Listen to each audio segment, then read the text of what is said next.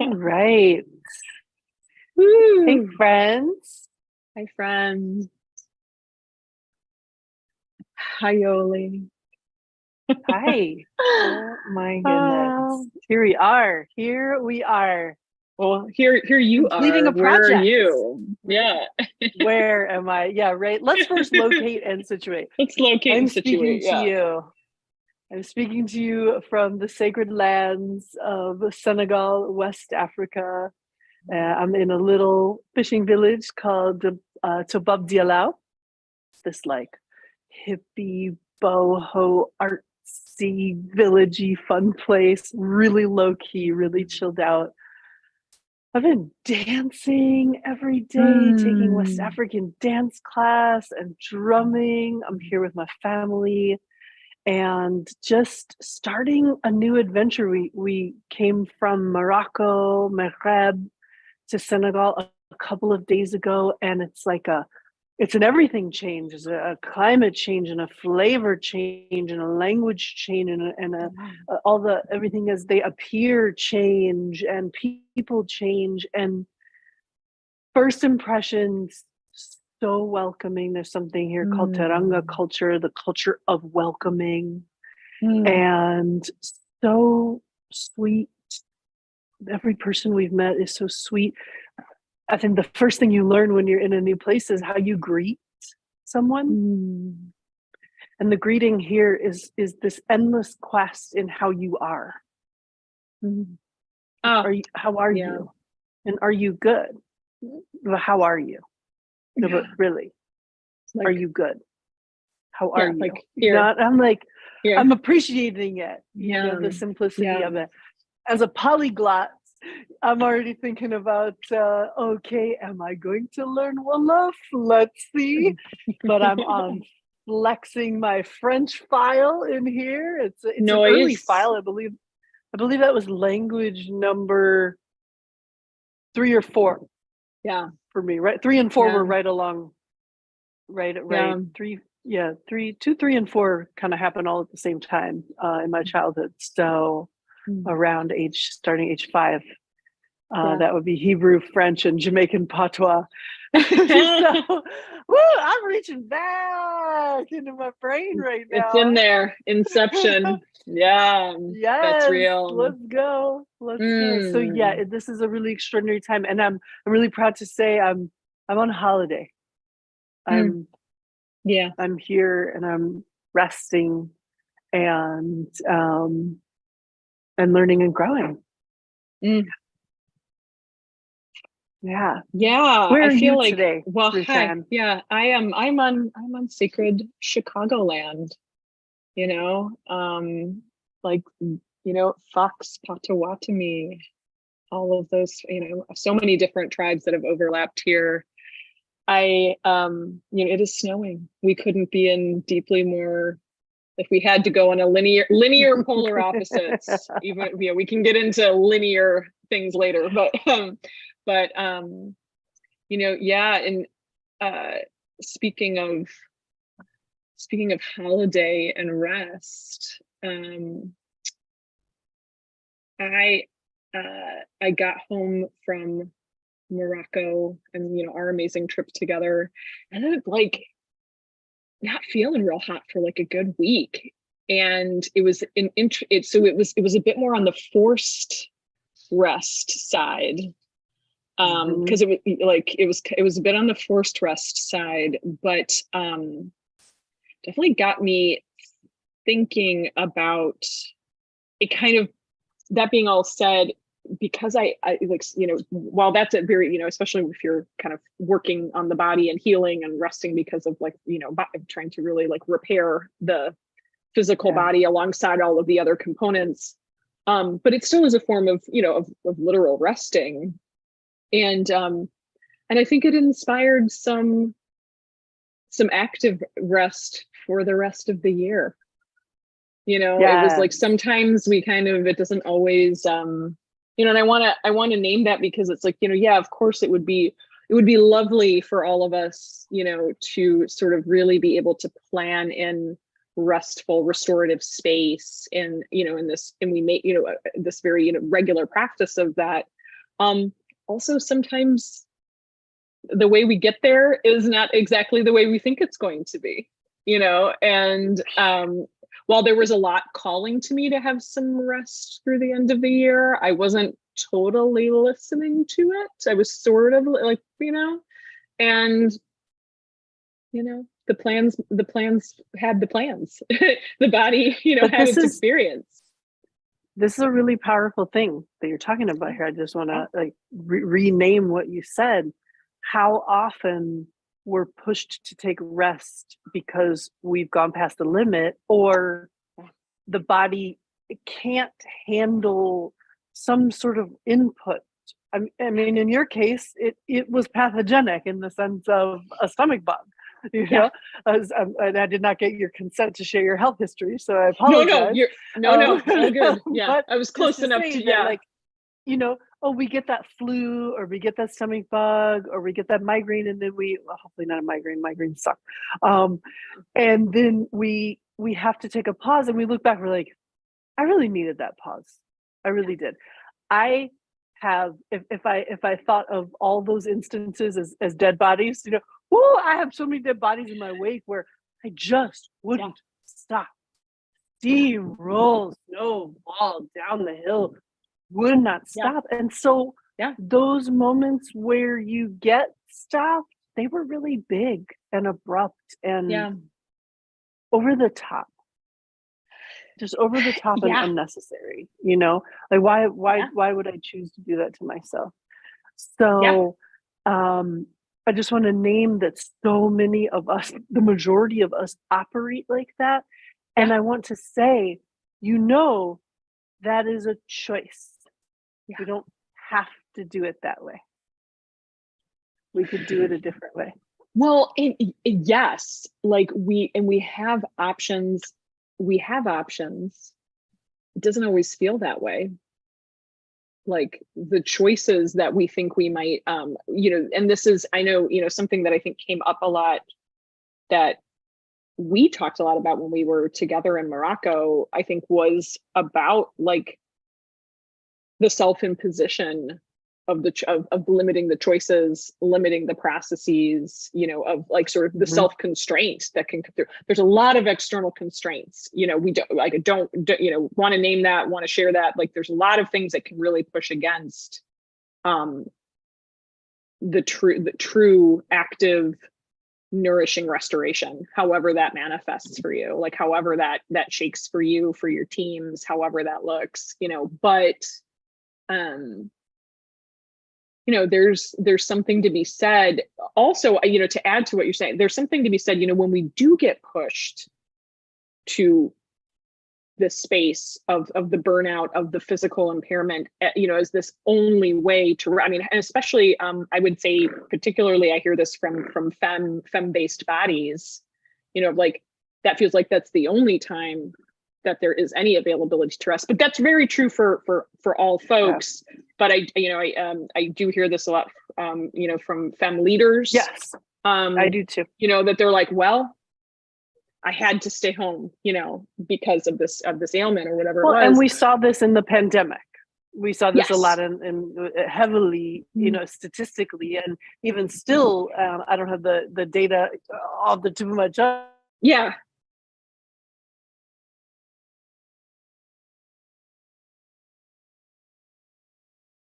I think Yoli just froze. Hang on here. Let's see if I can. Of all the necessities.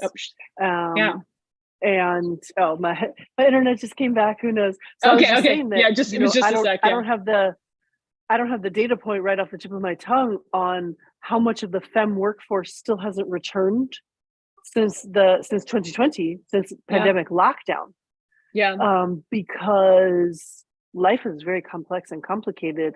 Children are very expensive, and multiple children, and your household, and the cost of living going up. This fantastical equation of inflation, has got us on a very interesting place where, I've talked to many femme leaders that are saying in 2022, I am being forced right now to choose between career and family. And I'm like, where are we? I mean, in the timeline, it was the 1970s, but what is this, 1960s? Like, what is happening right now? This should not be a quest. This should not be a question, you know? No. So all that to say, part of our thread today that we do want to speak about is, yes, and if you've listened to some of our other YouTube talks from this season that we've done since I think October, we've been talking a lot about rest. We've been talking a lot about skill building. And I want you all to hear that it is possible to create change. It is possible to, and the reason why it's very hard for you to create change around these behaviors and patterns is because you've never been taught the skills that you need how to do it. You just need to be equipped with the toolkit and then a little bit of support while you practice. You put it into play and get feedback and practice and be in a supportive environment, whatever that needs to look like for you. But I really want you to know that it's possible and it doesn't need to take forever. No, I think we have, and I know we talked a little bit about this last time. Part of why, like we have this, we were talking about the relationship of, linear time that we're working with here. We were talking about retreats. We were talking about how time, how expansive and contractive just our relationship with time can be in terms of transformation, in terms of learning new skills.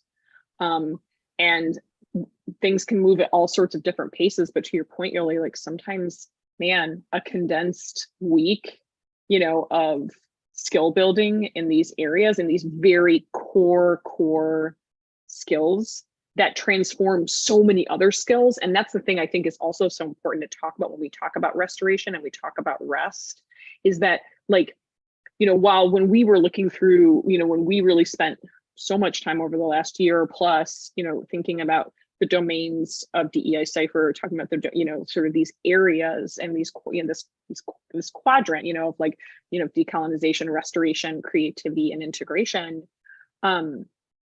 It's not about, we designed a logo mark that was very non-hierarchical in a very specific way. So it's not so much about that, like, rest, trumps all of these other skills. They all have to work together quite a bit. And there is, rest, and we're coming into this winter space. We're coming into this time of like kind of laying things down. Things are sleeping underground, the nature is sleeping. If you're in this, side of the hemisphere, the reality is, I guess what I want to get at is just that rest and restoration, the power of how it informs and transforms all of the domains that we prioritize and work with a DEI Cipher is pretty phenomenal. The qualities of the other domains then informing, each other are all very important, and they all have different powers and abilities. But man, like the restoration, like, shoot, dude, like it needs just to be the beginning. It's like the beginning and the ending of the circle. You named our logo mark, right? Like it's the beginning and the ending of the circle is the rest day. And we wanted to cipher today. It's the completion, it's the ending and the beginning, it's the completion and the rebirth. And we wanted to cipher today about incubating growth, because come on, that's what we all really want to be doing. We want to be growing and succeeding and like trying things out and adventuring and, let's blaze it forward. At least that's my take on things. That's how I want to roll. And in order to cultivate best health and best clarity and best creativity, I have had to learn how to rest. Okay, so we wanted to cipher today about incubating growth. Well, if I was going to think about seasons, well, growth is spring. Right. And what we do, what nature itself does in winter is it takes a good long nap. It turns inwards, draws all the nourishment, like a tree will draw the nourishment inside the trunk and down into the roots. And there in the roots, what does it do? It like cosmic dances with the mycelial network, the fungal communication circuitry under the ground. And under the ground, like if you dug into the winter ground, even in Chicago in the northern hemisphere, it would be warm, not frozen. So life is brimming and brewing under the ground in this deep, dark, like phytoplankton nutrient space of the mycelial network, where the roots of the trees and plants integrate in this communications network. And so that's what we want to be doing. That's their incubation space. And that is a lively space, and it's a dreaming space, and it's an enriching space, and it's a nourishing space. And what if we could start, even in the face of all corporate requirements, we could start to live our lives in a way where we listen in to the call of the season. Whew. Like, I mean, I even like, I think about like, I know some, I think about like baseline level, you made me think about like, man, can everyone just have like a rest until mid-January minimum? Like, can we all just have this rest? Like that's one piece. The other thing that I think I also like when I think about what you're sharing in terms of this sort of cosmic creative growth that happens during this restful time, I want to reiterate that if that has not been your experience if your experience with restful practices has been kind of in a very like white sort of still mindfulness based space, like the thought like where there is a layer of like sort of like a blank out almost, like and sort of this instead of this sort of like this beautiful sort of like cosmic mycelial sort of constellation going on, this might feel like a little funky. It might be like, wait, hold on, hold on a second, I thought I was supposed to go into like the meditation room in the office, our meditation room, and like bleh, like and just if I remember when we talked about those pods, remember when we talked about the nest. Like, so I saw a picture of a Google Nest pod or something, and it looked like a businessman hotel in Japan, like the little the little pod, very surgical, very sterile. That's the word I'm looking for. Very sterile. Like, I don't want to look. If I'm gonna have a nap thing, my vibes it's gonna be so boho chic. Oh my God. With so many luscious velveteen type things and big plants fluffy, and like frothy, shag carpets and big cascading plants and I'm like, Google businessman hotel, scary. Okay, but I have a funny story. Yeah, I have a little funny story. So I was leading a retreat co-leading a retreat at 1440, which is a very beautiful retreat center in Santa Cruz, California. And it's a favorite spot for all of Silicon Valley to empty out on the weekends and do literal navel gazing, like old school, And so we're there and we're leading a training for folks in Yoga Nidra practice. I'm there with Uma Dismortuli, and we're leading the Yoga Nidra network. Yoga Nidra teacher training. So this is a rest practice. This is a sacred dreaming practice. And imagine, you're on the beautiful mountainside and giant redwoods, world-class food. Wow, the food was knocking it out of the park. Love that. It was like there was no soul there. And we're kind of hippy dippy people, and so we like to chant and sing and play drums and make music and merriment. Uma's very elven, and I'm like on this whole like boho global ethnic vibe thing.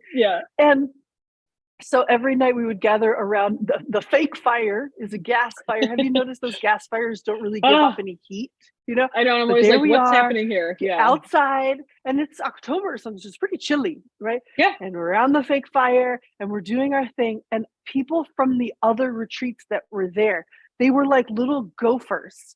They would pop up out of the bushes I love and we'd this. see their heads. They're like popping up out of the bushes and Like, they're like, hi. And we're like, what would you like to come, right? So it turns into every single night all the people from all the navel gazing, the so like good. Google Alphabet group, Amazon navel gazing, so we asked them, we said, hey, what are you here doing? They said, oh, well, we're doing 3 days of deep personal inquiry. And I said, well, what does that look like? Asking like, who am I, and what is my purpose, and why am I here? And in my mind I'm thinking, oh, corporate agenda, scary. It Yeah. just was it was painted all over the place that Yeah. they're going to come to this really incredible setting. And I said, well, how many of you are in that room? So, oh yeah, 500. There's like 10 of us in our hippy dippy thing. I do not know Yeah. why we landed in this retreat center in It just, particular, but that was where we were. kind of worked. Yeah. And I will just never forget that moment of all that corporate navel gazing, all the like, I'm going to take rest so that I'm a more productive worker. Yeah. I'm going to ask, who am I, so that I can come in and write a better CV at my annual evaluation. And all they wanted to do Oh, was sit with us by the fake fire I and chant know. songs to Ma, like, Oh. but it Um, was a moment. It was a lived moment. lived moment. And like, I think, you know, you made, it's this notion of what productive is, and like thinking about like, well, as long as I'm productive versus, the first thing I thought of was like, well, no, what you want out of your employees is for them to be more creative. Like you don't like, and there's a relationship between creation and productivity, More like but like, that way. yeah, like, um, but like, there's this interesting, component of thinking that, that productivity, there's this certain kind of like sterility to that, totally emblematic. And then the kind of practice that was enforced, or the practice that was encouraged.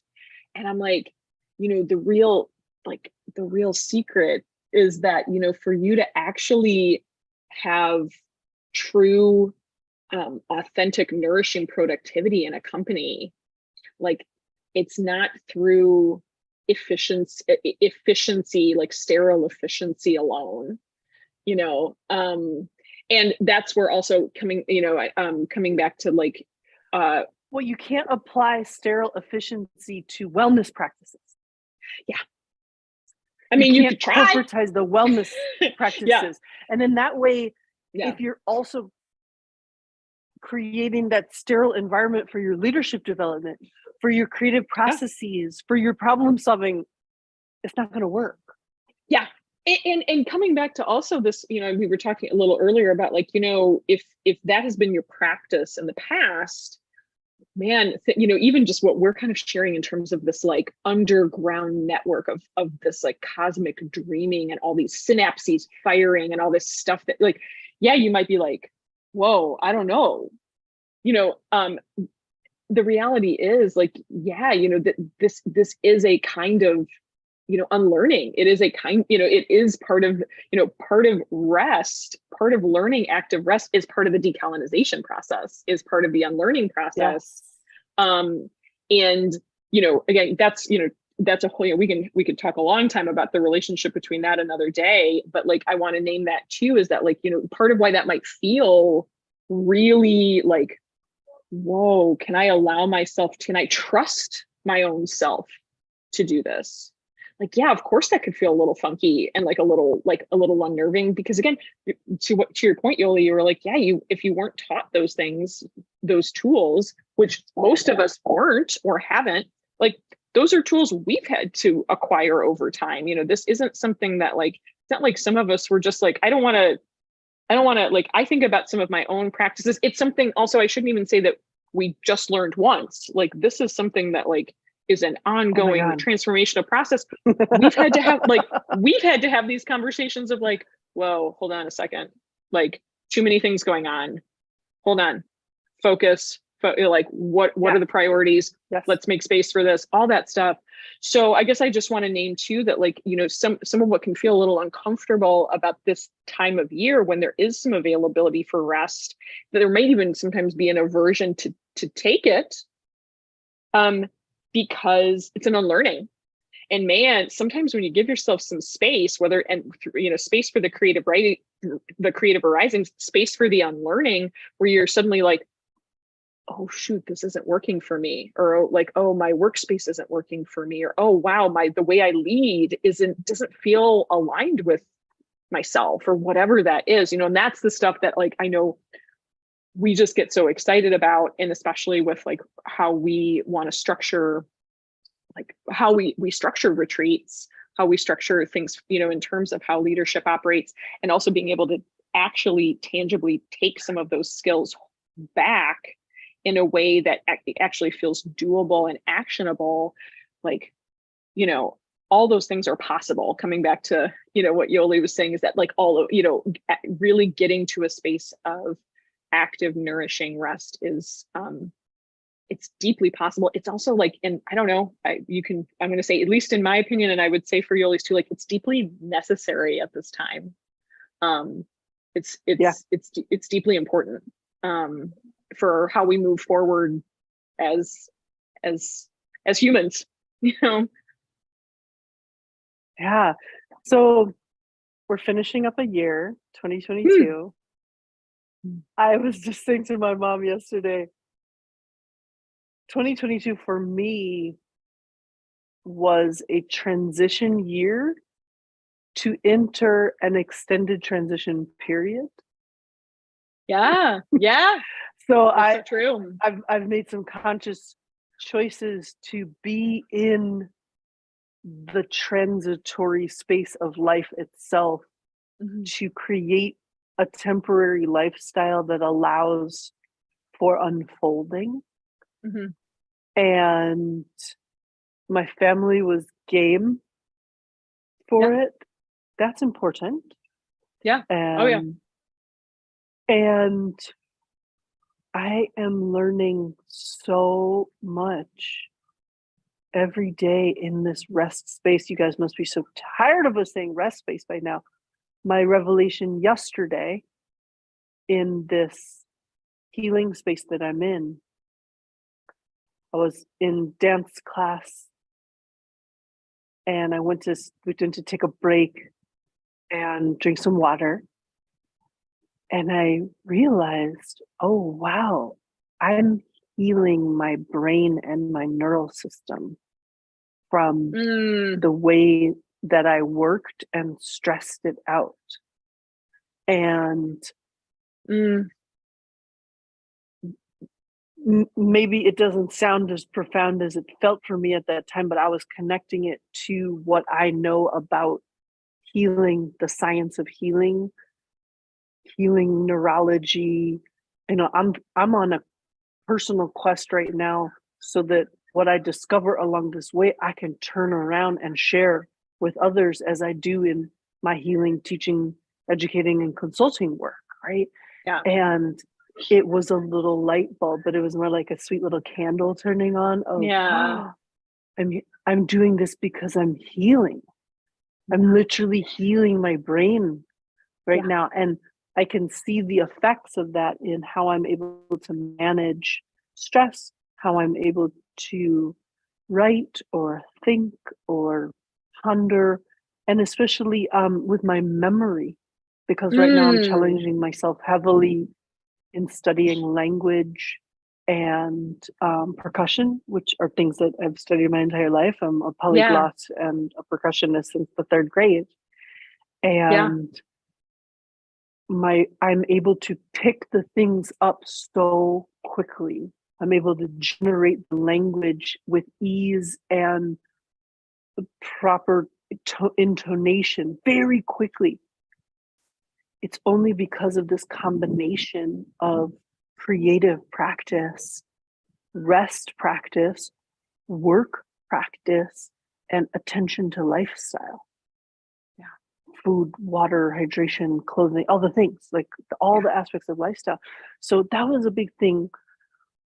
2022, I put a lot of hard work in to get to the adventure. For us, the adventure had an official start date of August 28th. Yeah. When we put our household into two 10 by 10 storage units. Yeah. And our bikes in a car in a friend's garage. And we headed out. Yeah. And so we're going to stay on this adventure for a while. And at the same time, we're growing Decipher. And I'm growing this space for folks to take spiritual shelter. As that is one of my roles in this world. Yeah. And looking forward to deepening the adventure in 2023, synergizing and making my best offerings yet. Yeah. Yeah. I appreciate like the notion and sort of the concept that you shared of like the preparation for the preparation of the preparation. It's like the meta preparation, you know, because I mean, it's kind of what we're all doing, you know, the reality, you know, whether like if we can do that intentionally and do that with a way that actually like really gives us some like focus and alignment, like I mean, yeah, like I think of, it's interesting, I think of 2022, like 2020, 2021, like I definitely did a few preparations to then have some rest space that were like some longer periods, you know, that like I was able to really take for myself that have informed that informed now, you know, like 2022 has been interesting in that I think also like part of what we have to do, again, we were coming back to like even just preparing for this new way of understanding restoration, of understanding the integration. It's like some of it is also the shedding, and we're kind of always shedding, right? Like there's the preparation of the preparation of the preparation. It's like the shedding of the shedding of the shedding, you know. And part of how we're able to like really nest in is like, yeah, we kind of keep taking off the robes, you know, like, and sort of just letting different roles, different ideas of ourselves, different ideas we have from other, you know, whatever that is. So I know for myself, I feel like there's been, and that's a form of adventure. That's a form of preparation, you know, is like also just being like, because sometimes then we're gonna put on different robes and the cloaks that fit us right, and like, you know, all these things. So like that, so like I've been kind of enjoying, it's like, yeah, it's been like a fashion show year, you know, just like fun, you know, and this like I love it's a been good sort of fashion show year. yeah, like I love a good fashion show year, but it's been like in this really dope way, and like all of those different layers and sort of different things that have gone on. There's been so much like, you know, but the shedding is also how you make space for the creativity, how you make space for the arisings, you know. And so I don't know, one thing, you know, as we kind of wind ourselves down here a little bit, like my my sort of end of season or end of year hope for any of, you know, for all of you listening now or later is like, yeah, I hope, I want, you know, I guess I was thinking, I want folks to know that rest can feel really hard. It's not something where that feels culturally supported. It's quite the opposite. There might be some performative aspects of rest that you're supposed, you know, that you might feel compelled to partake in that don't feel super nourishing. All of it's okay. Sometimes the way we get to deeper nesting is through sickness. That's okay. sometimes that's what we need to get, like, it's not ideal. We don't need to be, ideally we don't get to those spaces of that deep level of that burnout. But if that's also what kind of helps us start to propel for the preparation, for the shedding, whatever it is, like, however we get there, it's probably not going to be linear. And so my hope is, yeah, like, even if, like, there is some trust. I wish you some trust in yourselves, trust in those directions you want to take, as there's some time maybe to enjoy, through the end of the year, if that's available to you. There's time for that, the dancing, like the music, like all those things, like, oh my gosh, like it's such an important time of year to give yourself those gifts. So I hope you're able to give yourself some gifts of, of trusting the self, even when it might even feel a little against the grain, to try some new ways to think about your own restoration and your own health and all that good stuff. Yes, so we can pop up in spring with like all the fun plans. Well, we really love that you were here with us today, whenever's the day that you're enjoying this video. Yeah.